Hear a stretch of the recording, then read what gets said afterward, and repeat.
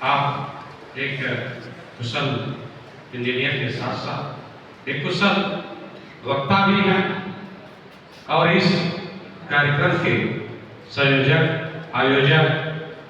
भाई ब्रजेश जी, हम सबके गार्जियन आदरणीय यज्ञ नारायण जी, गिवेंद्र जी बड़े भैया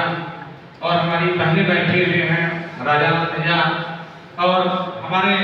मित्र जो है तीरथ राज बिंद जी, इंजीनियर तीरथ राज बिंद जी, सीताराम बिंद जी और तूफानी बिंद जी, राम सिंह बिंद जी, जेबी साहनी जी, बाल मुकुंद बिंद जी, राम सनेही बिंद जी, जवाहर मुखिया जी, यशवंत कुमार बिंद जी,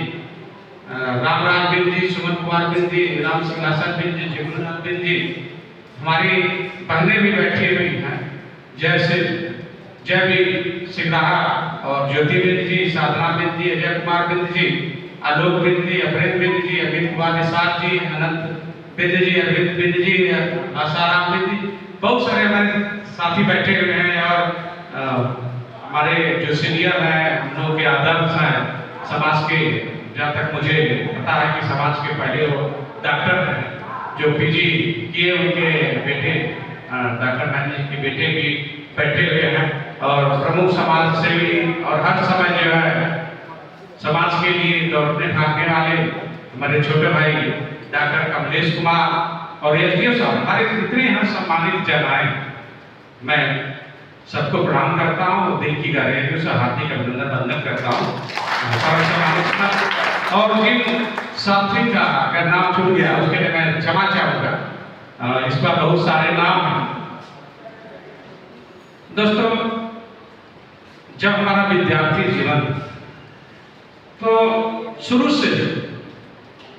मैं सोचता था कि सभी समाज के लोग एक अपने प्लेटफार्म पर पहुंच चुके हैं, उन्हें एक संगठन, उनके लोग आगे बढ़ गए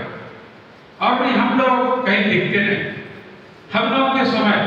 इतना न सोशल मीडिया था, न इतनी जानकारी होती थी। जब मेडिकल कॉलेज में हम गए थे उस साल, हम लोग 3 लोग, बाद में पता चला कि हम लोग 3 लोग हैं, डॉक्टर अरविंद कुमार बिंद और डॉक्टर जो है अरविंद कुमार बिंद। एक लोग मैं इलाहाबाद मेडिकल कॉलेज में था, डॉक्टर अरविंद जो है झांसी मेडिकल कॉलेज में थे और डॉक्टर रविंदर जो है आगरा मेडिकल कॉलेज में थे। लेकिन एक दिल में चाहत थी, दिल में धड़क था और ये सोच थी कि हम लोग कैसे अपने समाज को आगे करें और कैसे समाज को संगठित किए, क्योंकि बाबा भीमराव अम्बेडकर साहब भी कहते थे कि जिस समाज का बल नहीं होता है उसके पास कोई बल नहीं होता है, जिसके पास कोई बल नहीं होता है उसके समस्याओं का कोई हल नहीं होता। जो समाज संगठित होता है वही शासक बनता है। और मैं हर जगह करता हूँ, मंचों पर भी करता हूँ कि अगर देश और हमने चुनना होगा तो सबसे पहले मैं देश को चुनूंगा और समाज में और हमको चुनना होगा, समाज को और देश में चुनना होगा तो सबसे पहले मैं समाज को चुनूंगा, क्योंकि समाज से देश बनता है और सबसे समाज और विकसित समाज एक मजबूत राष्ट्र का निर्माण करता है। और बहुत सारी मीटिंगें होती हैं, उस समय का भी दौर मैंने देखा जब कुछ नहीं था, हम लोगों ने जो प्रयास करता, जब कोई अच्छा काम करने जाते हैं तो बाधाएं बहुत आती और आलोचनाएं बहुत होती है, तरह तरह के कमेंट होते हैं। मैं सुनते अब लगता है कि कोई कुछ कहता भी है तो मैं मान लिया हूं कि जो है वो वही लोग हैं जो गड्ढे खोजते हैं और आपको उछालना और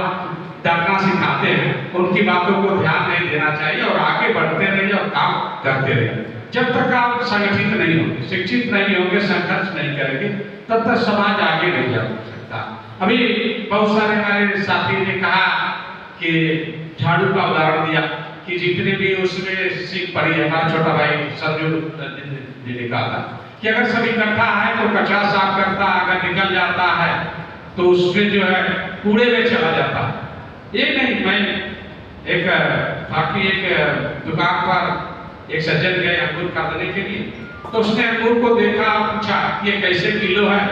तो उसने बताया कि ये जो है 40 रुपया किलो है, 80 रुपया किलो है। तो उसने पूछा कि क्यों 40 रुपया या 80 रुपया किलो है?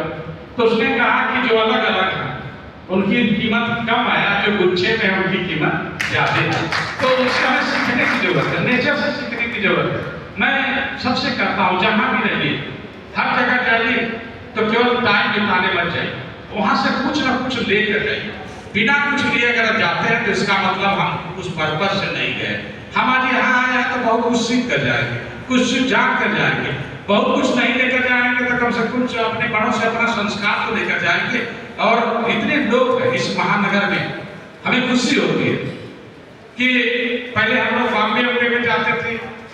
हजारों लोगों की संख्या में इकट्ठा होते, तो हमें लगता था कि हम लोग दिल्ली में भी आना चाहिए। और अभी कमलेश भाई ने बताया कि 9 सितंबर इसी महीना था और 2018 की बात हम लोगों ने जो प्रयास किया, क्योंकि प्रयास करना चाहिए, सफल और असफल होना की बात है। बाबा भीमराव अम्बेडकर साहब भी कहते कि सफलता कोई निश्चित नहीं है कि हमेशा सफल ही रहे, और सफलता अंतिम नहीं होती।